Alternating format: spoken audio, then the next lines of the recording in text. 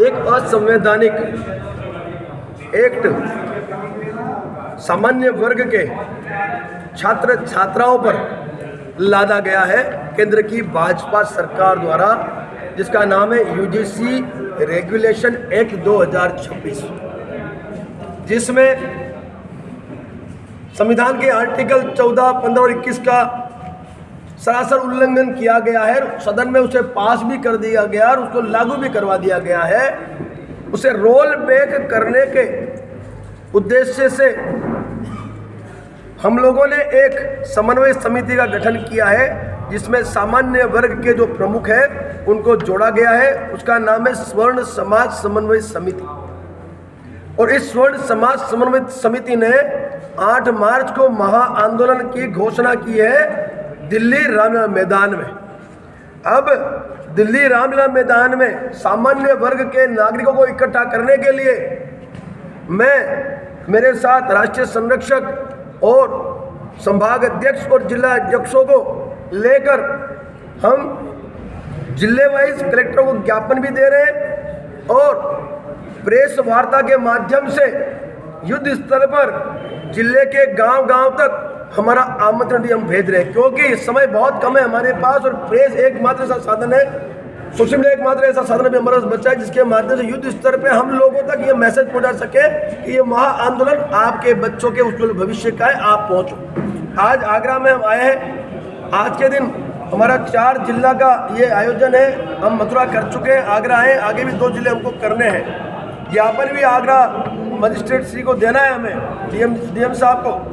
तो इस एक्ट में जो विसंगतियां हैं उन्हें दूर करवाने के लिए महाआंदोलन है। विसंगतियां दूर करने के लिए इसे रोल बैक करना अति आवश्यक है। सुप्रीम कोर्ट ने हमें स्टे दिया है, उसका स्वागत करते हैं, लेकिन स्टे दिया कब? जब हमने जब मांगा, हमारी जो टीम है उसने जब ये मांगा तब दिया। तो वो भी एक हमारा मोर्चा था, इस मोर्चे पे हमने काम किया। दूसरा मोर्चा आंदोलन का मोर्चा है जो 8 मार्च को है। तीसरा मोर्चा जो है हमारा सांसद महोदयों से संपर्क करके उनको हमारे साथ जोड़ने का, उसके लिए हमारी टीम काम कर रही है। चौथा और जो मुख्य मोर्चा है वो है प्रिंट मीडिया, डिजिटल मीडिया, जो भी हम अभी आपके सामने उपस्थित होकर कर रहे हैं। तो ये सारे मोर्चों पे हम लोग लगातार 13 फरवरी से लगे हुए हैं और आपके माध्यम से और सबके माध्यम से हम 8 मार्च को लाखों की संख्या में सामान्य वर्ग को इकट्ठा कर इस यूजीसी काले कानून को रोल बैक करवाने के लिए आज उपस्थित। और इस यूजीसी के अंदर जो मुख्य जो विसंगतियों में बताना चाहूँगा आपको कि इस यूजीसी एक्ट के तहत सामान्य वर्ग के छात्र छात्राओं को अपराधी घोषित कर दिया है साहब इन लोगों ने। इसमें कहीं सामान्य वर्ग का उल्लेख भी नहीं है।